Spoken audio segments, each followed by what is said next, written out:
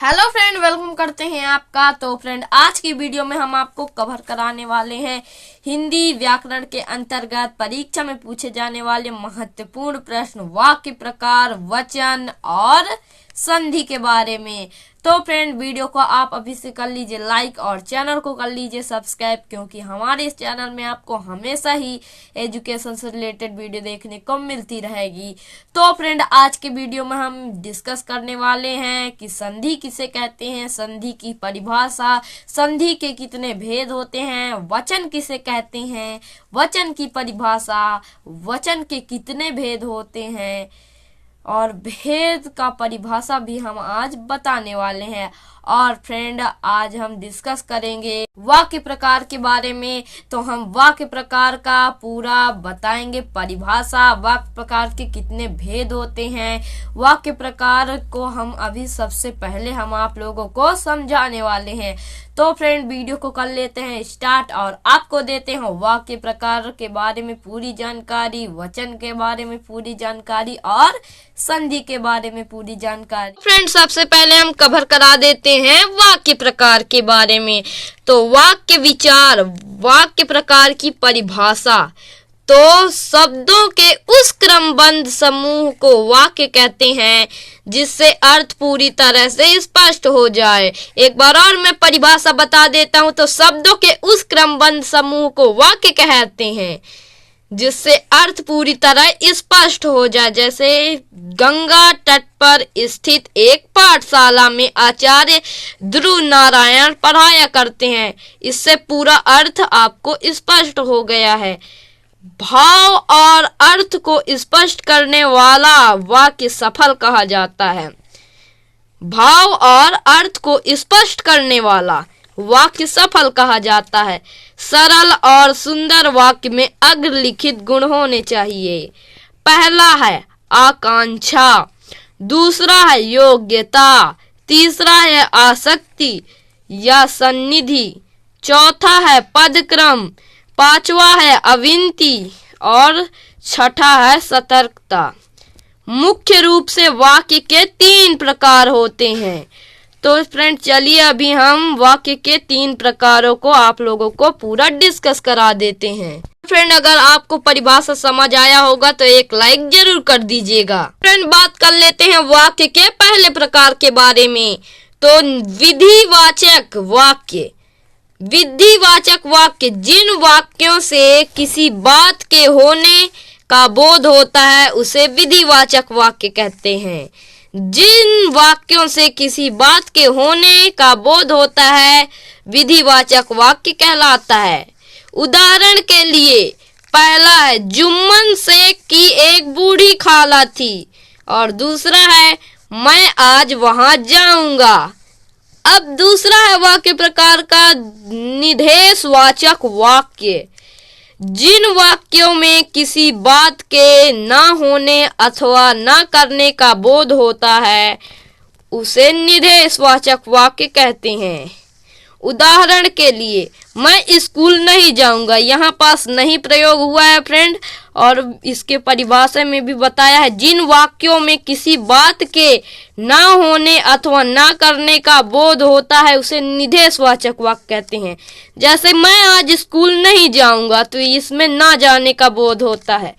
उसने खाना नहीं खाया। अब तीसरा है आज्ञावाचक वाक्य। जिन वाक्यों से किसी भी प्रकार की आज्ञा का बोध होता है उसे आज्ञावाचक वाक्य कहते हैं।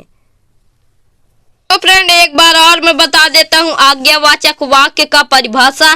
तो जिन वाक्यों से किसी भी प्रकार की आज्ञा का बोध होता है उसे आज्ञावाचक वाक्य कहते हैं।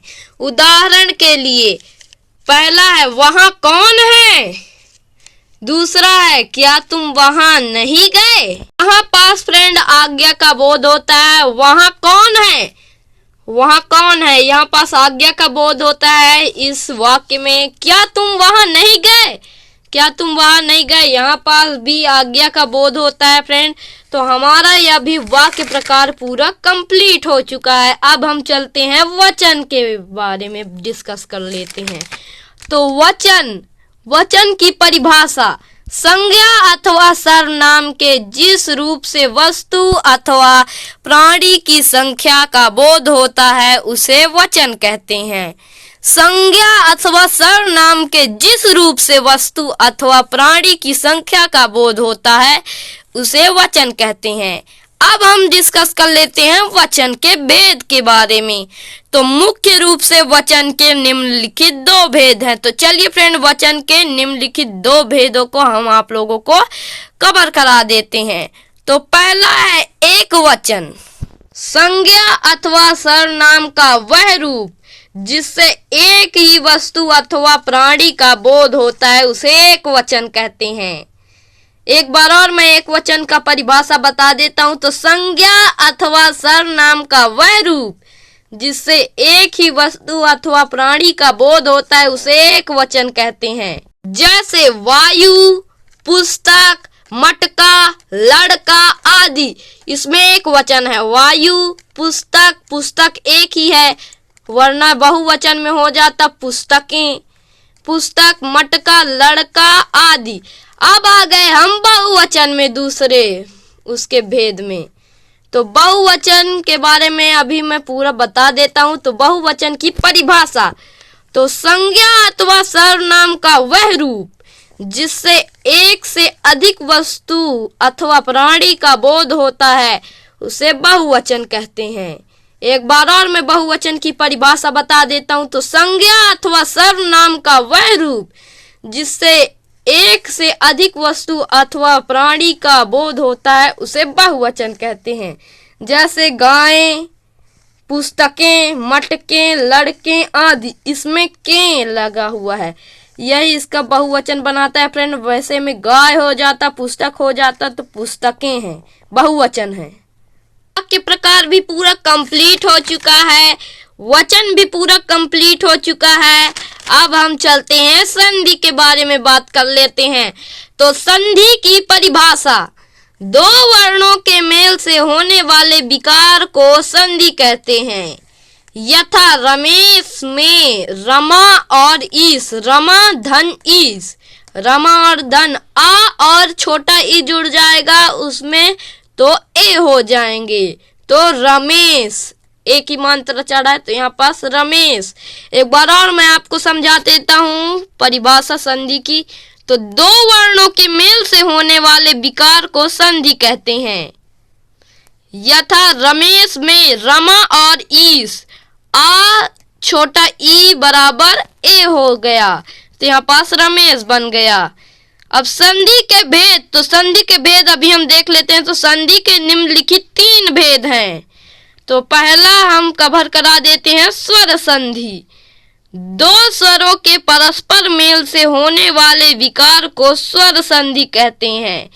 यथा हिमालय में हिम और आलय, मूल शब्द क्या है हिम, उसमें जुड़ गया है क्या आलय, तो उसका संधि बन जाएगा बराबर आ धन बड़ा आ, बराबर बड़ा आ हो जाएगा।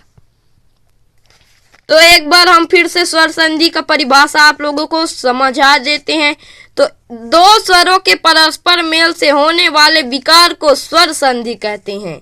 यथा हिमालय में हिम धन आलय बराबर आ धन बड़ा आ बराबर आ हो गया। उदाहरण पहला है सूर्य धन अस्त, आ धन आ बराबर बड़ा आ हो जाता है तो सूर्यास्त, सूर्यास्त्र। अब दूसरा आ गया, दूसरा उदाहरण है कवि धन इंद्र, तो कवि धन इंद्र क्या हो जाता है कविंद्र। ई धन छोटा ई धन छोटा ई बराबर बड़ा ई हो जाता है तो कविंद्र बन गया शब्द। अब तीसरा है नदी धन ईस, नदी धन ईस बराबर ई धन बड़ा ई, धन बड़ा ई बराबर नदीस, नदीस बन गया फ्रेंड। अब चौथा उदाहरण है सु धन उक्ति, उ धन उ बराबर बड़ा उ बनता है फ्रेंड तो बराबर सूक्ति हो जाएगा सूक्ति। अब हम पांचवा उदाहरण आप लोगों को कवर कराने वाले हैं। तो लघु धन ऊर्मी, लघुर्मी हो जाएगा छोटा ऊ धन बड़ा ऊ बराबर बड़ा ऊ होता है, तो लघुर्मी। उपयुक्त उदाहरणों में दर्शाया गया है कि जब दो सवर्ण समान वर्ण अर्थात आ बड़ा आ के साथ आ या आ हो तो ह्रस्व या दीर्घ स्वर परस्पर निकट होने के कारण मिल जाते हैं, तो दोनों के मिलने पर दीर्घ स्वर हो जाता है। एक बार और मैं आपको बता देता हूँ, उपयुक्त उदाहरणों में दर्शाया गया है कि जब दो सवर्ण समान वर्ण अर्थात आ के साथ अ या आ हो, ह्रस्व या दीर्घ स्वर परस्पर निकट होने के कारण मिल जाते हैं, तो दोनों के मिलने पर दीर्घ स्वर हो जाता है। अब संधि के दूसरे भेद के बारे में डिस्कस कर लेते हैं। तो व्यंजन संधि, व्यंजन संधि के साथ स्वर अथवा व्यंजन के मेल को व्यंजन संधि कहते हैं। यथा सत धन जन बराबर सज्जन, जगत धन नाथ बराबर जगन्नाथ। अब तीसरा आ गया विसर्ग संधि, विसर्ग के साथ स्वर अथवा व्यंजन के मेल को विसर्ग संधि कहते हैं। यथा नी धन फल बराबर निष्फल, मना धन हर बराबर मनोहर, तेज धन मय बराबर तेजोमय, नी धन धन बराबर निर्धन। तो फ्रेंड अभी तीनों चीज कंप्लीट हो चुका है, वाक्य प्रकार भी पूरा कंप्लीट हो चुका है, वचन भी पूरा कंप्लीट हो चुका है और फिर संधि भी पूरा कंप्लीट हो चुका है। तो आई होप कि आपको वीडियो पसंद आई होगी, तो वीडियो पसंद आई होगी तो एक लाइक जरूर कर दीजिए। तो फ्रेंड आज के वीडियो में हमने कवर कराया है हिंदी व्याकरण के अंतर्गत परीक्षा में पूछे जाने वाले महत्वपूर्ण प्रश्न, वाक्य प्रकार के बारे में, वचन के बारे में और संधि के बारे में। आई होप कि आपको वीडियो पसंद आई होगी। अगर वीडियो पसंद आई होगी तो वीडियो को एक लाइक जरूर कर दीजिएगा और फिर अगर चैनल में नए हैं तो चैनल को भी सब्सक्राइब जरूर कर दीजिएगा। और फ्रेंड आज के वीडियो में हमने डिस्कस किया है वाक्य प्रकार किसे कहते हैं, वाक्य प्रकार के कितने भेद होते हैं, वचन किसे कहते हैं, वचन के कितने भेद होते हैं, संधि किसे कहते हैं, संधि का प्रयोग कैसे होता है और संधि के भेद कितने होते हैं। ओके फ्रेंड, मिलते हैं नेक्स्ट वीडियो में।